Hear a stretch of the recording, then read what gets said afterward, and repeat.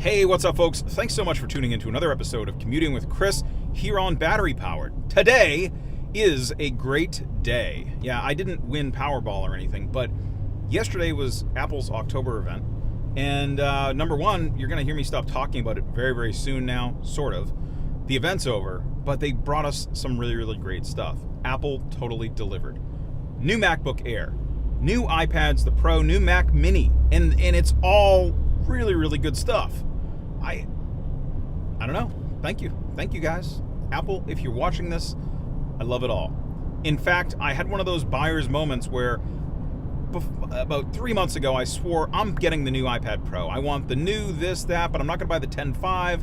And I think I mentioned this in one of my other videos that I think the 10.5 was really just like a trial platform to see how they could get away with doing an 11 in the field, blah, blah, blah. Well, man, I bounced from wanting a new iPad to I finally decided I'm just going to get the new MacBook Air because I don't really need the MacBook Pro for personal use. I just need something light and this and that. And I hemmed and hawed. And after yesterday, I sat there with everything in my cart trying to figure out how I can buy it. Now, since I kind of make these videos and I like to yammer about stuff, we all know, I mean, future Chris, if you're watching this, I think it's funny you ended up with all that stuff because we all know it's going to happen because otherwise how am I going to sit here and yammer about it, right? So, at some point. For now, I have a MacBook Air on the way, which I am very, very excited about. I kind of just want to have a small, light Mac to take with me. If you want to know why, drop it in the comments, why I'm doing MacBook over iPad, which is going to make my next statement very strange. I think the iPad Pro was the most amazing thing from the show yesterday. The MacBook Air, super glad what they did. I love that they kept the classic design, classic styling, threw in the Retina display, updated, give us a more modern CPU, better keyboard, no touch bar. No touch bar. No touch bar. Thank you, Apple, no touch bar. Gosh, I hate that touch bar, but anyways, I still gave them my money. But I love that the Air is simple. I mean, it's not as cheap, so I can't call it a value tier, okay? I was originally calling this a value tier MacBook. It's $11.99 starting price, which I think is a really good value for what it's value in the same way that an iPhone XR looks like a value against an iPhone XS Max. I mean, a $1,200 laptop. I mean, you can go whatever. That's another debate for another time. It's not a value tier, but it is a fair value, I'll say. They got my money. We'll see what happens next, right? I love the classic design of it, though. The sloped keyboard. The sloped chassis with the sloped keyboard. They threw in 2 Thunderbolt 3 ports, which I shouldn't be so excited about that. But I think we're past the days of complaining about USB-C now, right?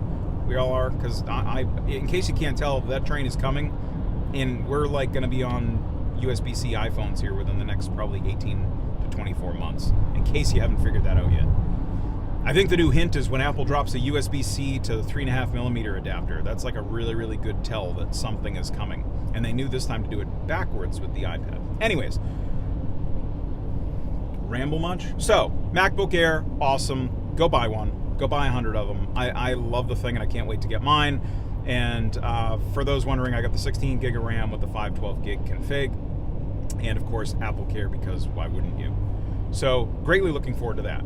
But as I said, the thing I was most impressed by is the new iPad Pro, and not either one in particular. It looks like the 12.9, oh man, I had a 12.9 Pro in the past, but I just found that I never ended up using it. I had a 9.7 Pro, I had, just pretend I had every iPad, because at some point I did. All right, easier to talk it that way. I like the new 12.9 over the old one because it's a little bit smaller. It weighs a little bit less, but there's all these little bit of changes. When I had my old one, it was great. I loved the display size. It was overkill for any sort of consumption. For creation, it was handy and awesome, but I found myself always doing things in other ways with the small, taking the smaller iPad because the big one was just too big. With this new 12.9, I feel like this is going to be the one where everyone goes to. But on the other side of that, Apple also released an 11-inch model, which is terrific because I thought the 10.5 was also pretty good. And when I was, crunching out of that 12.9, I went over to a 10.5 for a while. This is going back to last year. And the 10.5 felt perfect. But in the end, I just cashed out and kept my 9.7 Pro and said, forget it, I'm going to wait to see what they do next. And then I totally talked myself out of iPad Pro and decided I need a Mac anyway. But yesterday watching the show, looking at the design of the new iPads is amazing. The new accessories are amazing. All the magnets on the inside of that device and all that stuff, the way that they did it while still keeping the regular 11-inch iPad under a pound is, or well, it's okay, it's a little over a pound, but it's not bad, is awesome. The pencil, the wireless charging, I figured we'd do some sort of foolishness where you have to put it here or there, whatever. It will stick anywhere and it will charge anywhere, from what I can tell so far. That is pretty damn cool. That's the Apple that, like, we know and love coming back in to do ingenious things. And we'll just skip the part about Apple saying you never need a stylus to use their touchscreen devices. I mean, that's not the Apple we know and love, but whatever. I think Steve's probably pretty happy with the place. I'd have to hope so. I mean, that's pretty ingenious use of magnets. But I'm loving the new covers. Can't wait to see the new keyboard cover in action. It bends a little bit differently now. Sounds really silly, but the old one would kind of like had the ability to kind of do this on your lap. It looks like they've designed that out of the new one. So if you're actually a laptop typer, in theory, from everything I can tell so far, it looks like the new one isn't going to flex, which is awesome. So iPads, I won't get into everything else because I mean the shape, the size, it's all awesome. It's USB-C. I would love to see if the new iPad Pros have enough energy, enough juice, enough steam, whatever you want to call it, to successfully drive an external monitor, like not a mirrored screen though. That's what I'm wondering. That's like the next big thing that I need to see Apple do here. If they can do that, and like maybe have some mouse type of interaction or something like that, I know it sounds silly, like that would really win me over, because there's some things that I need to do, like spreadsheets and stuff like that, that are just a nuisance to do on an iPad, no matter how convenient they make it to use if I'm typing and then touching and type. So anyways, enough about that.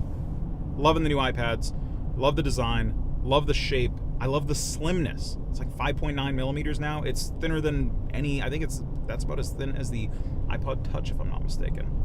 I think the Touch is a little bit slimmer than that, but I don't know. It's the design is sexy, it's awesome, and I'm probably going to end up with one. All right, enough of that. Mac Mini, I don't have a lot to say other than they did exactly what I thought they were going to do. It starts off kind of cheap, $799. I mean, same as a 128 gig iPhone XR, and you can do a heck of a lot more on it for the price. So you're getting way more out of the gate than you did with the old Mac Mini, which is good. It's got I love the interconnects on it. They totally brought it with all the connections on it.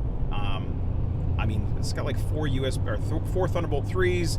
Even's got USB-A on it still, and I'm totally enthralled with it. But right now I've got another Mac Mini. I don't do too much at home.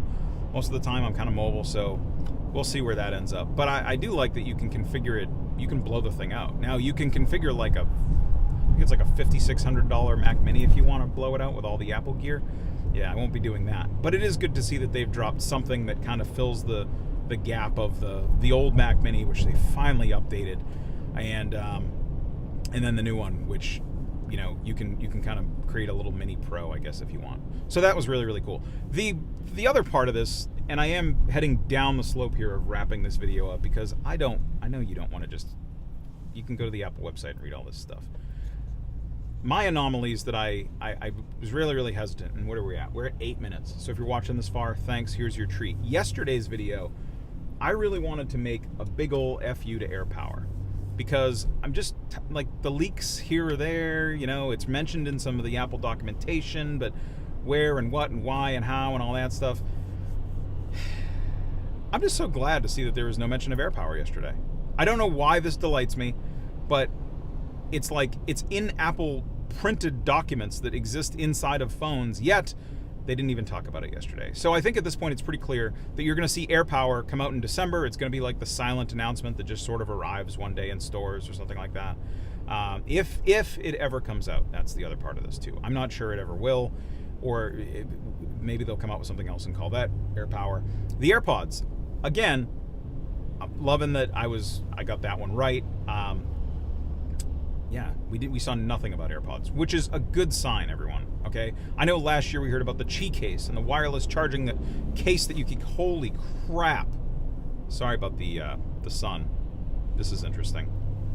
By the way, I'm also filming this on an iPhone XR, and the entire time I look like I'm wearing makeup, at least on my side. So I'm hoping, wow, I'm hoping the same doesn't look like that for you guys. This is what I get for trying to do commuting videos after sunrise. So, anyways.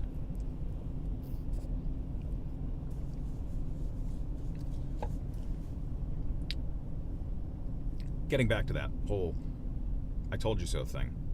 No AirPods, no AirPower, and no iPad mini. Which is good. It's really good. Because here's why.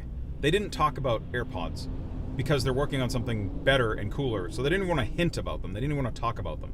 They're not going to be a silent website drop. They're probably going to be their own press announcement or something like that will come out early next year, I'm guessing.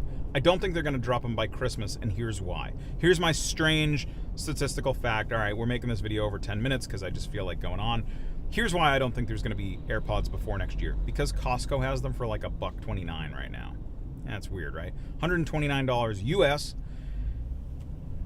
Why would Costco just start selling the old ones if there's no new ones, right? Doesn't make any sense. So in order for Costco to be selling the old ones at that kind of a discount, whatever, I'll skip that part. But Costco has them, right? Which is kind of a weird thing, especially if there's no new ones. And that's why I think it's going to be a while till we see true new AirPods. That's one part of it, but that's a kind of a giveaway to me. The other thing, that iPad mini, you didn't hear hide nor hair of it. So, thoughts after yesterday about that. I think Apple is going to see how the 11-inch iPad sells. And maybe if there's enough people that buy the 12.9, maybe that's where Apple makes some steering to get a mini back out on the market. That's totally conceivable.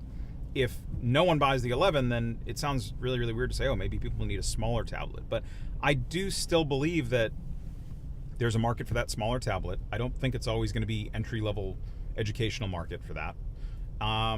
So we will see. But the good news is, if you didn't see it yesterday, it means, and they didn't talk about it, it means either one or two things. It's dead, and we're never going to hear about it ever again, which, whatever. I stated my views on that. Or they're spinning it up, and they didn't want to tell you about it yet, and it's going to be super-duper cool. So that's kind of the eventual outcomes. I think that summarizes all my thoughts on yesterday. I'm pumped. I am waiting. Can't wait for my new Air to show up next week. I also can't wait. I really gotta make it to an Apple store that same day and go in and fondle the new iPads, the Pro, because those things just seem awesome. Even though I don't think I'm gonna end up with one myself. They are. I have to stop about that. So, what are you most looking forward to? What are you buying? What did you order? This is awesome. They had the event and then they had ordering right afterwards. So, where are you at? What are you doing? What's your favorite thing from the event? What are you buying? Are you on the fence now with like the MacBook pricing versus the iPad Pro pricing? I didn't get into that. I'm not going to. I know it's a bunch of money, but where are you going with that? Did the price shift your thinking on anything when you realized the new iPad Pro is crazy expensive? Even more than a MacBook Air? Did it make you go buy a MacBook? Because I feel like that's kind of why Apple priced things the way that they did. All right, that's all. Let me know in the comments. Hit me up with your thoughts. If there's stuff you want to know, I'm sure that I will be throwing out a MacBook Air discussion once I get my Air set up and running and used it for a few days. But between now and then, I'm going to wrap it. Thanks so much for joining us today here in Commuting with Chris. Really appreciate you guys showing up. If you like what we're doing, hit the like, subscribe, share this thing with all your friends. Until next time, be well, folks.